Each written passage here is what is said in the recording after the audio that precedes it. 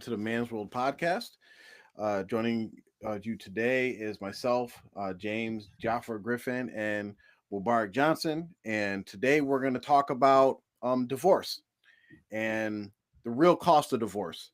We talked last week about what to do. Oh, whoops, hold on, we got some feedback. Whoops, there we go. All right, so yeah, last week we talked about divorce, another aspect about like what to do, considering saving the marriages, but we also want to talk about the practical implications or the effect or the impact for men and women um, for divorce. It's not a light thing, especially Islamically. We're speaking about divorce. It's a very heavy matter that we should consider when we're thinking about getting into divorce, and we're going to jump right into it. If you have any questions, there's a link posted in the chat that you can ask an anonymous question and we'll answer at the end of the show. Or you can just post your questions right in the chat and we will get to them as we cover certain things. So, with that, we're going to just jump right into the topic. So, the true cost of divorce. And Mubarak, start us off. Of course, we're the man's world, so we always start with the man's perspective. Um, for men, what's the first thing that we should bring up when we're talking about what a man should consider or think about of what he's going, how he's going to be impacted as far as like the true cost of what divorce is? Yeah, Bismillahirrahmanirrahim. So for the man, of course, a lot of times when a man he's married to a woman, he thinks, okay, I don't want to be married to her anymore. Usually, it's because he's thinking, I don't want to be married to her, but I would like to be married to someone else. So there's the thought is that I can upgrade to a better Mm-hmm. person who fits better with what I'm doing, or what I want, or makes me happy, or doesn't make me mad, Yeah. something like Right. that. So when we look at the cost, what I really want people to think is, and especially for the men right now, is that when you upgrade, quote unquote, upgrade, the cost of that upgrade is going to be what? All right. So right now you have something, you're married to someone, okay? And you have to consider if it's a thing where you just can't, you cannot stay married to them for some extreme reason. But if it's, you're trying to upgrade, you have to think about the cost. And of course, naturally, people know about alimony, child support, and those things are going to be to the individual, right? If you're a high net worth individual, then those things are going to be significant, especially if you are legally married, you've been married for a long time, or if you have a number of kids, this person. So you really have to actually, literally crunch the numbers. You have to realize that if I divorce this woman, it will cost me 40% maybe of your, assets, 50%, maybe more, you know, um, 35% of your gross income, it could be for the child support, you know, um, and so you literally must do those numbers. You need to run those numbers and say, this woman is going to walk away. I'm going to divorce her. And if she goes through the court system, now she shouldn't, especially if she's a Muslim. A Muslim woman is not entitled to any of that, but if they do, which if you're living in the West, that could be a possibility, you have to crunch those numbers and say, wow, okay, now that I know that if I divorce Fulana and they give her alimony and they give her a child support, that they give it to her and then they expect her, or allegedly she's going to spend it on the children, but technically no one's going to be making sure who and what she spends it on. Mm-hmm. But the fact remains, if it comes down to where, let's just say, and it's realistically, you could possibly 40 to 45% of all the money, that the gross amount of money you bring in could be going to that woman for child support, alimony, and other things.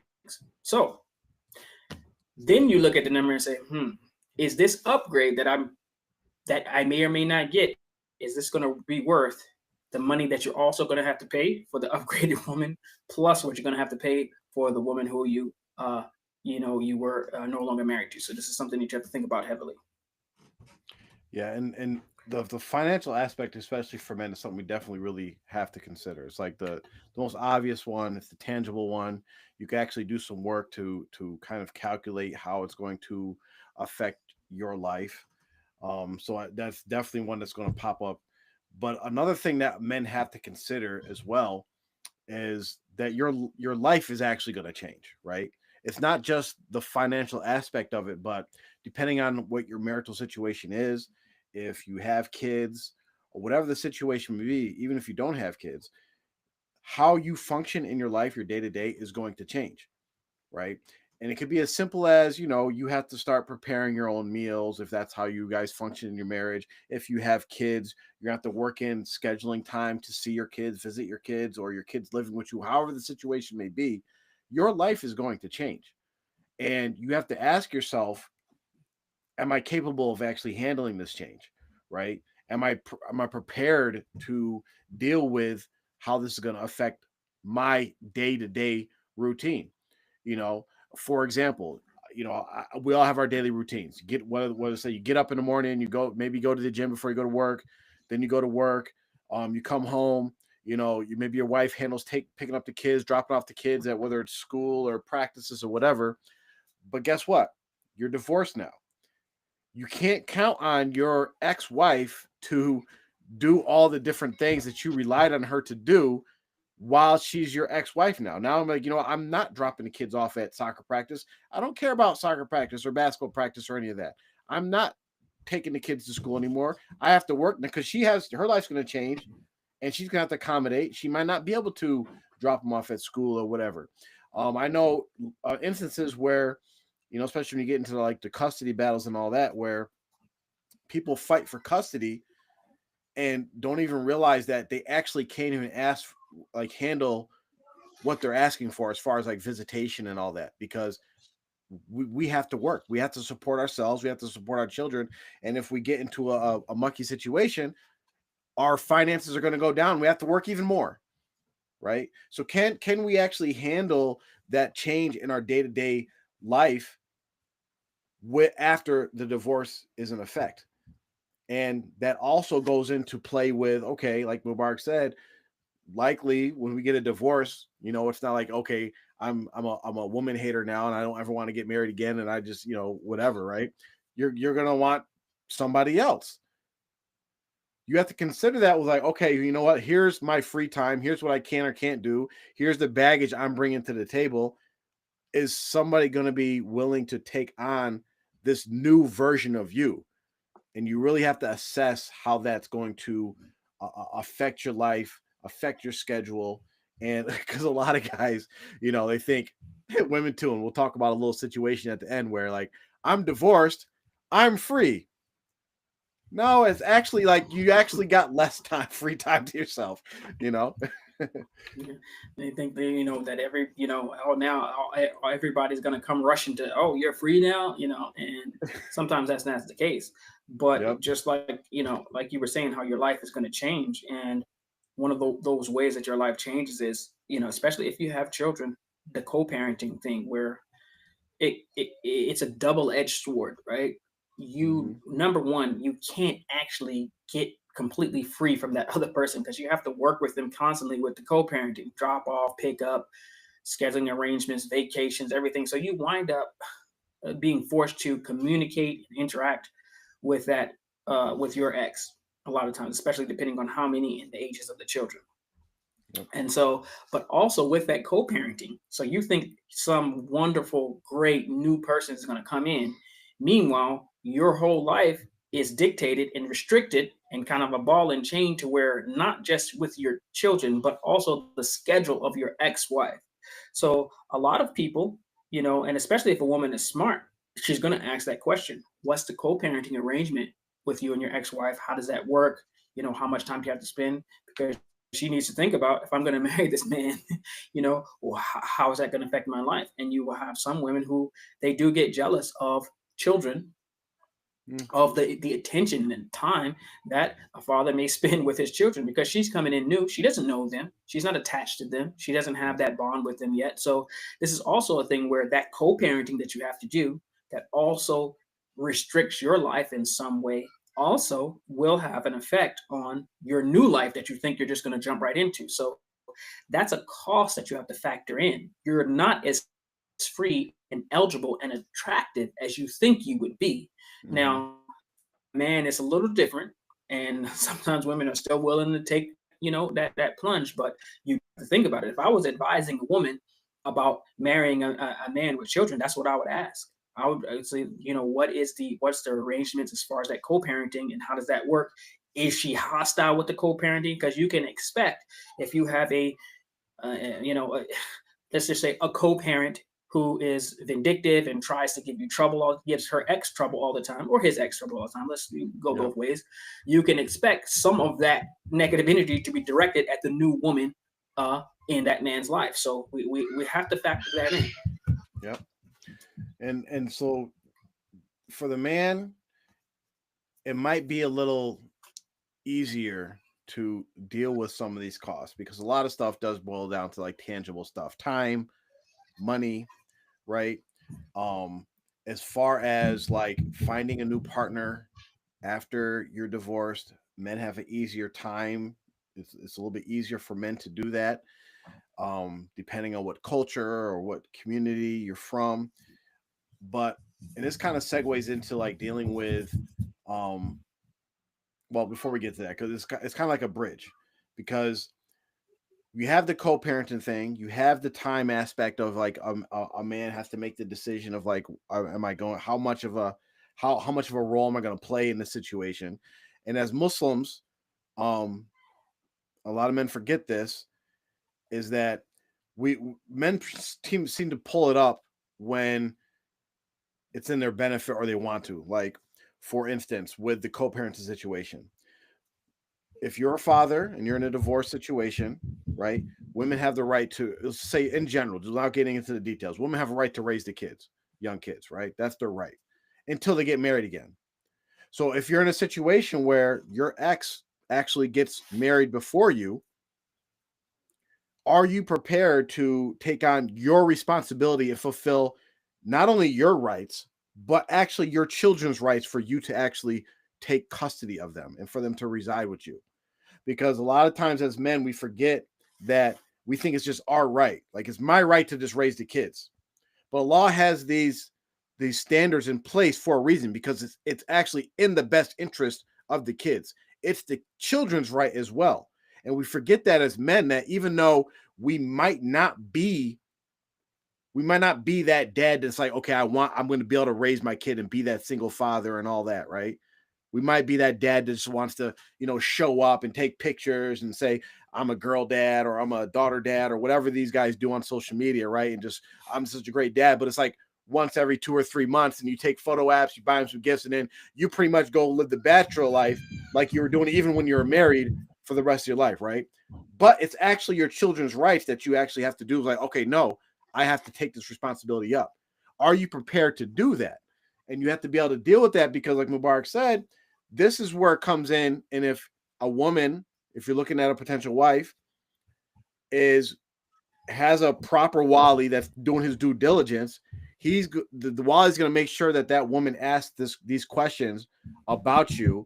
And this is where the baggage comes in, where the men, where it's like, wait a minute, he has 4 kids, he has them 2 weeks out of every month, this half the time, he has to do this, he has to do that, he has a combative ex-wife, or he's still in court battling or whatever it is. You have to really consider these things. And this is what men have to consider as well, is who they're going to actually marry, right? Because a lot of men make the mistake of like, okay, I'm going to leave this ex-wife or my wife and I'm going to find this grass is greener on the other side thing, right? But a lot of times you actually have to go find a person that is very similar to your actual ex-wife to fulfill those shoes, because that's what you actually need. And it's like, okay, you basically jump from one side of the fence to the other side of the fence, and it's the same grass, right? And odds are it might actually be worse, because the person you're going to marry, depending on what stage you are in your life, men have it a little easier. Again, we're going to get to that, but you might be marrying somebody that they're single for a reason, right? So you have to think about that. And now when we're thinking about this, like, because this is like the bridge, the custody thing, and because this is a big consideration for women as well, where women are thinking about divorce. And if we did a survey of women of who's been divorced, and we said, when you were getting divorced, did you think about you actually losing access to your kids?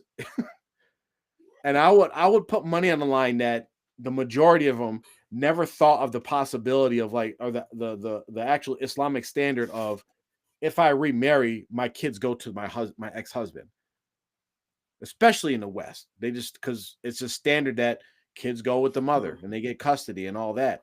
So this is something women have to consider as far as the cost of divorce. Is like, okay, my relationship or my time with my children, one is definitely going to change because your ex-husband is going to have visitation. You should have visitation, right? Except for extreme scenarios. But then when you're actually looking to get married again, it's like, oh wait, I lose my right of raising my young daughter or my young son or them living with me. Is that worth it to you? Is the issues in your marriage worth it that you don't want that access to your children anymore? And so what are some other things that women should be considering when they're thinking about, what is this divorce going to cost me? Yeah, and just to piggyback up the last thing you said before I move on, is like Yep, go ahead. the freedom of movement, and of how, basically how you can, you as an individual, or a person who has autonomy over their life, where you can just decide, okay, maybe I want to marry this uh, sister who's lives over there, or move there, or marry this brother and move here.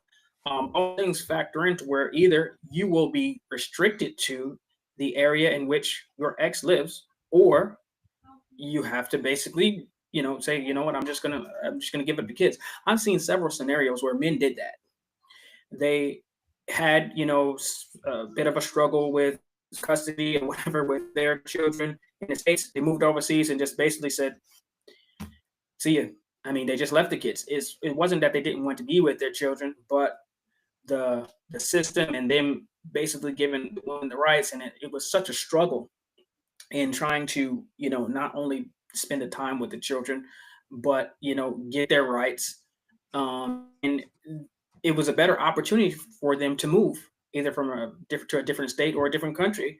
And the mother just, even though he had the right, if she marries again, of course, then he should be up because he's taking care of them. But it didn't happen, so they just left it. So that's a hard decision for a lot of people to make, Yeah. to give up, that time and access and custody of your children, to perhaps find a better spouse, to upgrade and to have, find that happiness or whatever. And so that is a big decision that happens a lot. But if we just look at it from the women's perspective, it is a major wake up call that I think a lot of women go through, is the fact that money and the expenditure and that lifestyle that they had with their husband when they forced their way out or they want a divorce, it actually goes to zero.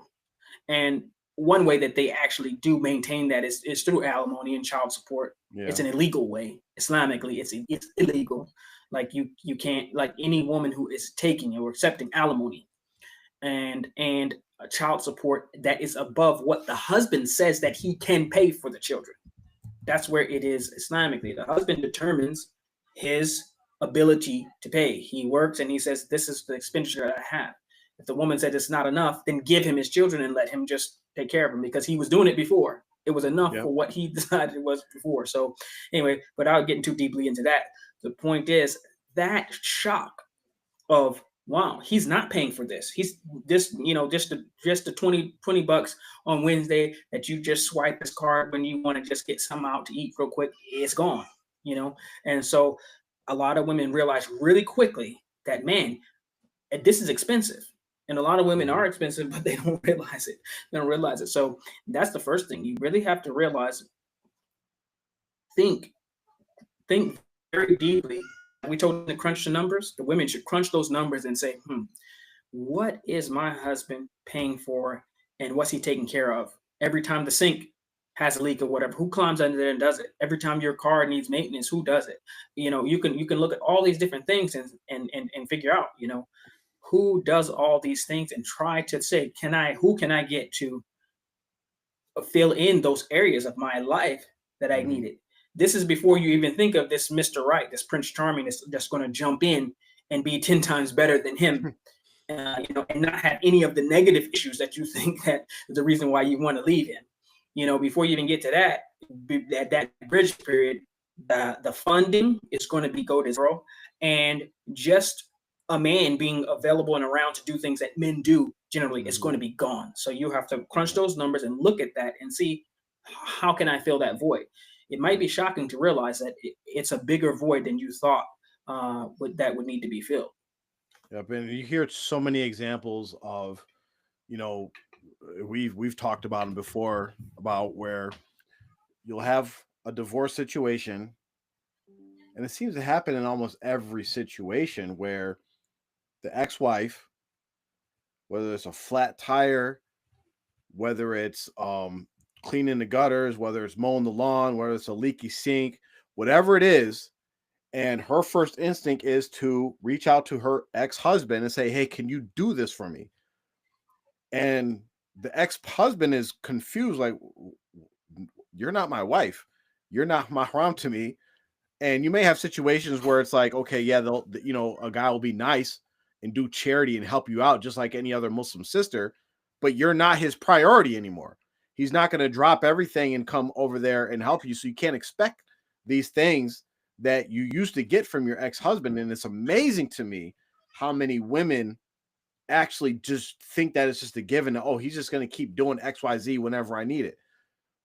And the fact, and I'll say this, if you have an ex-husband and something that a husband usually does for you, the man of the house usually does for you, something like that comes up, and your first instinct is your ex-husband, that's a sure sign that you actually should not have divorced that man. Because I know for me and other people I deal with, where something comes up that a wife would do for me, whether it's like sewing a hole in my pants or a shirt or cooking me dinner or whatever it is, a man that actually is like, yeah, I'm done with this lady, he does not think of his ex-wife. Oh man, I wish he could do this. So like, and it goes for men too. If you're thinking of stuff that a woman will usually do for you, and your first instinct is, yeah, I should ask my ex-wife, and you actually expect that person, like, yeah, they're gonna do it for me. That's a big sign that's, maybe you didn't make the right choice as far as divorce, because you still can count on that person. You still believe that they have something good in their heart, that they're actually going to do you a favor. And you actually think of them in that role of being actually the man in your household. So that's something you should use to check yourself, that all the women out there, that if you're single and something comes up and your first instinct isn't to call the plumber or call your brother, your father, or whatever, and your first instinct is, I'm going to call my ex-husband, yeah, you probably made a mistake. So as far as like, yeah, go ahead. And so it's oh no, go ahead. I'm sorry. No, I was gonna say, it's like that, because a lot of the things that we talked about for the men, it's like the same thing for the women. We talked about the co-parenting thing, as far as what are some other things that from the woman's perspective they have to think about as far as like co-parenting with an ex-husband. I mean, I think that, and these things actually go both ways for the man and the woman, but they're a little bit different on both sides. And so, and probably the biggest issue is the stepdaddy issue. Stepdaddy issue where for the man, right, you are going to have a stranger or someone who's unfamiliar around your children, and especially if you have daughters, and if you have sons as well, they're young. It is, if you look at the statistics for the incidence of abuse for children, whether it be physical abuse or sexual abuse, it's overwhelmingly, the majority of times, it has to do with the stepfather, stepdaddy, who comes in the house. And so this is a real danger. I'm not saying every person who is a stepfather, because we both are stepfathers. So it's not Hmm. like we're trying to say every stepfather is a danger, but it's something where that is a real issue, and you have to make sure you should be worried about it until you reach to a point where there's some familiarity and you understand, and even if there still should be boundaries. But the point I'm making is that is a very real danger. Um, children, if it's someone that's coming in that is not related to them. So for the father, if you're looking at that, and it's something that you have to worry about. So is that is also a cost risk to factor in. If I Yeah. leave this woman or divorce her, you have the financial, you have the social, you have those things, and then also you have the stepdaddy issue where some other man is going to be living with my children, sons, daughters, or whatever, and I don't have a clue who it might be. I have no idea who it be, but I do know is that that is a situation in which there is a real risk of danger for them, and Yeah. that's a factor you have to put into it. Now, if you flip it on to the for the woman, who she also on the flip side, she has to look at it from her end. She has a man in the house that her children are be are going to be at risk. They're going to be at risk, from the man that she married. We know situations where people, step, daddy or boyfriend or whatever, and I mean, they're off doing whatever, but it happens. Yep. Now, for the woman, for instance, husband who got remarried, is a higher level of abuse. It's not usually not high as far as sexual abuse, but as far as physical and emotional abuse from stepmother who come in and who sometimes they're jealous of the attention that the father gives them. I remember, one time my wife was telling me a story about how much a stepmother who came in hated that even the daughters hugged their father and kissed their father. Yep. This even, made her jealous and angry, and she didn't like it. And I think she eventually even convinced the father to give up custody of his children because Yep. of the jealousy that she had. But so it's a real thing. So these Yeah. are things that men and women have to think about from both sides about the situation that you put the children in, and when you factor all those things, the cost that entails you trying to find Mister or Mrs. Right and live happily ever after. But like we said, at what cost? Yeah. And like Mubarak said, it goes both ways, and we could tell you a bunch of stories of, situations where a stepdaddy or stepmommy comes in and it changes things. My lawyer was telling me a story about an incident where, um, the father was fighting for custody for his daughter, and he pretty much had full custody of his daughter, but it was a constant battle back and forth in the courts with his ex-wife. The ex-wife was constantly trying to change, turn the daughter against the father, wasn't working. But then he remarried. So you think like he won full custody of his daughter, just has to deal with the ex baby mama, whatever that drama. But you think he's winning, but then he's like, all right, I'll move on with my life. He remarries, but then guess what? That new wife, they have two kids. She turns against the daughter, and she starts coming up with all these elaborate stories. Like, I think she's trying to kill our kids, and this, like, all this stuff. Eventually, like, it just, he ends up losing custody of his daughter, just gives up, and it's a real. You would be amazed at how many different scenarios pop up with these stepdaddy and stepmommy issues. And just another thing to add on about the risk of abuse. So there's a high risk of abuse where you have the stepdaddy in the house, especially with young girls. And we all know this situation so many times, so many different stories. But you also have um the situation where the birth mother, there's a high risk of the birth mother actually abusing and neglecting the kids when she brings a stepfather into the house. And this is just showing the wisdom in Allah's laws, because naturally, like, you would think women, they would naturally default to, like, I'm gonna take care of my kid over my new husband. And that's actually not what happens. In order to please their new husbands, and that becomes their new life and all that, they actually, a lot of women neglect and or abuse their children because they're just trying to please their new husband, and the new stepdad has. So that's another level that you have to think about when you're getting in those situations where, from the woman's perspective, how will I change in my relationship with my children when I bring a new man into the house?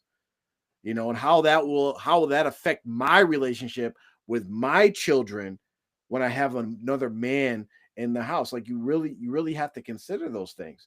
And and this really does affect women mostly, especially in the West, is you really have to consider what are your odds of actually getting a better man when you get divorced. How man we could go down so many different examples of, like, women going through marital problems. They go through counseling, they seek counseling from us, we give them advice, we talk about this, and it's like, my husband's so bad, he's this, he's that. And they either end up single for decades because they can't find a man that actually levels up to half the man that their ex was. Two, they remarry, and multiple marriages, because they're either getting abused, neglected, or whatever, and they're just in total worse search situations than they actually were in their first marriage. Or three, the lucky ones actually remarry their ex and realize, like, yeah, I made a bad decision, and this is where I should be. So you really have to consider that. And it's really it's sad to say, like, there's a stigma, and it is what it is. You have to think about this. There's a stigma in most Muslim communities where if you're an ex, if you're a divorcee, right, you're going to have a hard time. So, because men have options, and we have options for longer periods than women, right? A man that's 40 plus years old can go find a 20, 30-year-old woman who's never been married before and actually get married. Women, you're not going to find that. You're most likely going to be in a situation where you're going to be someone's second wife, or you're going to marry somebody else who's been through multiple marriages. And hopefully you can find someone that, like, is a good catch. But like I said earlier, if they're single, especially at a certain age, they're single for a reason. And can you deal with that reason? A lot of times the answer is no. So it's something you really have to think about before you get into that situation. Yeah, I mean, it's very clear. You have to really, I mean, for the women, they have to put their emotions aside and really understand this fact. There are some exceptions, but as a general rule, an overwhelming majority of the time, the likelihood of getting a better husband than your ex that's single is extremely low. So if you married a person who initially you married him and you thought he was a match, and then you go on marrying, then you get a divorce, upgrading, getting someone much better than that is very, very low. So they may have different traits and qualities, but overall, he's probably going to be very, very similar.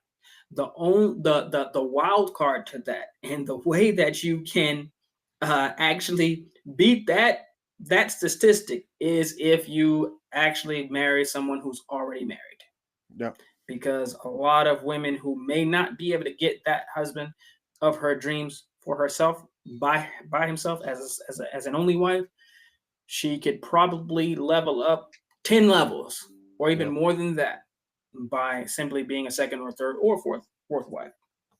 She can't do it. So I've seen scenarios where a woman has been married 5 or 6 times. And when you ask them, okay, what about this person, they say, well, this husband was like this, and that one was like this. And I'm like, you married the same dude 6 times in a row. It's not the same husband. It's not the same person, but it's the same type of person. You keep marrying the same type of individual. This this is the rut that they wind up in. Even some women do come in as a second wife or a third wife, they still wind up marrying that same type of individual, and a lot Mhm. of that comes into when you look at those situations is due to poor representation. So Yeah. and that's something that we're big on, we talk about a lot, but you really have to you really have to think about that and say, the likelihood of me getting as someone who's going to be better to me and for me is very low. Yeah. I'm going to get someone similar. Maybe you just don't like this particular guy, but you're going to get someone similar, or you're going to get someone worse. Um, Mhm. so just be careful. That's the cost.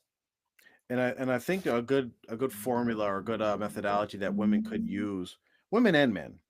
I like to use stereotypes a lot because stereotypes come from some basis of fact of like basically the average type of person that has these qualities is going to also have these qualities.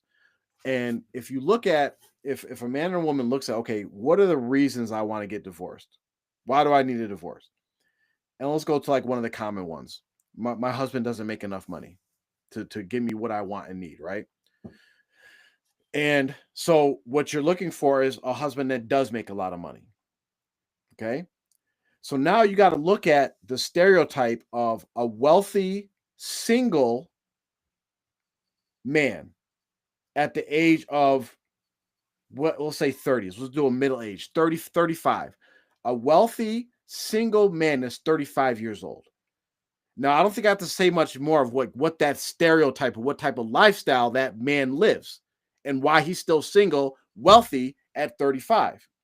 And then you have to ask yourself, okay, and we'll just create like a little profile. A man that's single at 35 most likely is fornicating, right? Or has maybe he's not handsome because there's something holding him back from getting married. Because if he's capable of getting married but not at 35 and has money, that means he's satisfying his intimacy needs somewhere outside the bounds of what he should be doing, right? But say he can't do that, that means there's something wrong. Probably gay. Could be that, right? Undercover gay. All these different things that factor in, and like, and when you're thinking about, like, okay, am I willing to go chance it and think I'm going to find the needle in the haystack for what I'm looking for, right? And in most times the answer is no.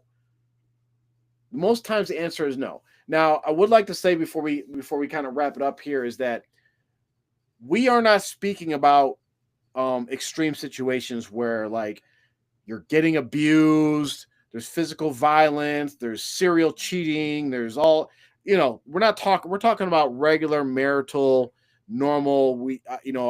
He's not nice to me, he's not emotionally available, or he doesn't make enough money, or we don't go on enough trips, or whatever those regular normal marital disputes that cause divorce. We're not talking about a husband or a wife beating the crap out of each other, abusing kids, doing drugs. We're not talking about those situations. Those have their own, bag that how you deal with them separately. Okay. But we're saying that you have to really analyze these costs of what you're going to face when you actually do get the divorce, because it's not what's that old movie? It's not Waiting to Exhale, right? It's not Stella got her groove back. It's not, yeah, I'm single. Oh yeah, I'm gonna just grab this dude off, Jamaican Islands, young guy's gonna pick me up. Yeah, it don't work that way. You're gonna be single, women especially. You're gonna be single for a long time trying to find the right man, and most likely you won't find him. Men, you're probably gonna find somebody. I mean, men, you have a better chance, but you're going to deal with a lot of different baggage while you try to find that good somebody, of financial, time, custody, all these different things you're going to have to deal with. So you have to really consider those things. Do you have any last words for our viewers, Mubarak, before we go on to this article we found? Yeah, you can go ahead and set the article up, but it was something I was just about to say, and then it literally just slipped my mind. I was thinking about it while you're talking. Now I forgot. So it might come to me while we're doing it. Okay, let me see. So Oh we well, yeah, have I know what I was gonna say. I was gonna say that and even the how you when you broke down the scenario of how that perfect Mr. Right, 35 years old, he's rich, he's wealthy, he's handsome, he's in shape, he's healthy and all those things. Um, if that person did exist and he was single and he was mentally stable and everything, no issues with him. Great, you found him. Now you need to compete with probably every other single woman around yep, for him if you're trying to get just him. Now, there's plenty of those guys that they're already married. They have one wife or two wives or three wives or whatever. But yep. for that guy who's doesn't exist, but he's 35, he's single, he's in shape, he's healthy, he's rich, and all those things, you're competing with everybody from 18, maybe even younger than that, but 18 all the way up to 50. You're competing with every available woman for that guy. So look around, look at your competition, look at yourself, your body, your health, your what you can offer him, and compare it to everybody else that's also probably after him. You know what's funny that Be you now that you realistic. mentioned that It's is not likely. I'm just thinking that the stuff that they would have to do to make themselves competitive for that man would have probably fixed the issues that they had in their actual marriage. That's Absolutely, crazy. absolutely. Oh man. All right, so we have actually like a real life scenario to kind of like illustrate what we're talking about in this show. So let me find the entire screen. Here we go. So here's the article. It was a Facebook post that we ran into, and I'll read it. And this is what is it? Tia. What's her sister's name?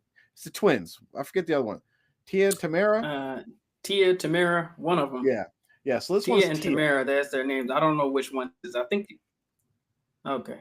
Yeah, so like I mean, if you grew up watching, I think it was like Nickelodeon or whatever, and you seen these, at least me, like you had a crush on these two twins, like whatever, right? Two black, beautiful women on TV Yeah. and whatever. So here they're grown up, they have real lives, they're not on TV. So I'll read the article. This is so bizarre. 1 year ago, actress Tia Mowry stunned her fans and many people by filing for divorce from actor Corey Hardrick after 14 years of marriage and two children together. But now Tia wants her husband Corey back. POV, whatever that means. First, she publicly divorced him and went on an I Am Divorced tour. And I remember seeing bits of that on social media where like she was dancing. One of her kids was like, "Mom, why are you dressed like that? What are you doing?" Like even one of her sons was like checking her, like, "What are you doing?" Next, she starts talking slightly indecent or taking slightly indecent photos and calls it diving back into the dating pool. After realizing that no one was there waiting for her with open arms, she now cries every day on her show and wants her husband back and is willing to work on the relationship. Why not go on a I want my husband back tour the same way she went on I am divorced tour? So if you look at that, this is exactly what we've been talking about. And we're talking about like Tia, right? Tia and Tamara. I'm pretty sure, like think about yourself compared to Tia if she was Muslim, right? For our Muslim audience out there. She's got money, she's famous, beautiful, and she can't find anybody. She can't find a man, right? And now is like, I want my ex-husband back, begging for him to come back. And now if someone at this status is having trouble, really think about what kind of trouble, what kind of cost benefit am I dealing with if I go back into what we call the dating pool or I'm single pool. You know, it's really a lesson to be learned.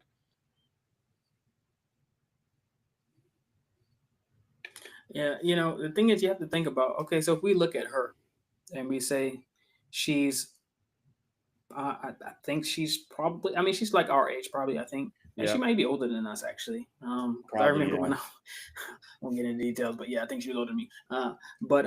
But yeah, so if she's still beautiful and she's she has at least, some, wealth and, status and all those things. So if you would say it's crazy, of course she can find a man. Yes, she can find a man. She can find plenty of men, but the men that she wants, that's the Yes. thing. She can't get the ones that she wants because she wants someone who is equal to, actually, she wants someone better than her husband. So her Yes. husband was also an actor, and he was someone that she met, kind of in her circle of, how she was going on. So they're compatible in a lot of ways. They connected because they were at the same level and they were married for a while. But the reason why she can't find a man is because she wants someone who's in her age range or somewhere around there, but also above her wealth status and probably her social status and single. And Hmm. those people don't exist. So all the attention that she gets is just from random people who's just like a plumber somewhere, or he works at Amazon or whatever, and he would love to be with Tia Mowry. He would Hmm. do it in a heartbeat. He probably would leave his wife, but she doesn't want him. So there's probably a million people who will be like, yeah, great, yeah, but she doesn't want them. So that's the thing where we were saying, usually you get divorced, you're going to wind up in a situation where you're either going to get somebody, you'd be lucky to get someone similar, equal, on the same level as the person you divorced. That's Yeah. the best case scenario. But more than likely, especially for women, you're going to wind up having to go down a couple of notches or share to stay even or to go up. Yeah. So it's really, really, when you see these types of things on social media or YouTube or whatever, take the lessons from them. It's not just, news. I personally, I don't care about Tia or her husband being divorced or together or whatever. I don't care. But look at the lesson we can learn from it. And it's like, yep, look, this is what we need to learn from. This is what we need to teach our daughters, our sisters, and really take the lesson from this, because this stuff applies not only in the non-Muslim, celebrity circles. It applies in real life in our local masjids and our local communities as well. So just really think about that and think about the men and women. You have to really consider these costs of divorce. Really think about it. And remember, it's like a theme with every topic we talk about. Step back and really think about it. Plot it out. Think about all the different factors that are going to pop up when you're getting married, when you're having kids, when you're deciding to share bank accounts or share information, whether you decide that both husband and wife are going to work or not, when you're having marital problems, when you're thinking about getting divorced, you have to really step back and think about it. And we are putting this content out here for everybody because we have a lot of experience because of just of our life, right? But when we decided to put this content out, we didn't realize how much knowledge we actually knew until we actually started like thinking about it. I'm like, you know what? We actually know a lot and have a lot of advice to give to these people, because and it helped our own lives out as well, because we're now creating a methodology even our own lives, and where major life decisions are coming up and we're stepping back, we're seeking counsel from our good network of, hey, what do you guys think about this? And then we think it through, we talk it through, and then things pop up like, oh, I didn't even think about that. And you know what? 5 years ago, I would have never even thought about that. So really think about it. There's a cost to divorce. It really will affect your life. In most cases, it's best to just stay, but don't rush into divorce. Talk to people, seek out counsel. We're here for you. If you don't have any good counsel, contact us, email us at amansworld@gmail.com. Message us in our comments. We'll answer questions. Thank you for joining us this week. Inshallah, we'll be back next week. Assalamu alaikum wa rahmatullahi wa barakatuh. Wa alaikum assalam wa rahmatullahi wa barakatuh.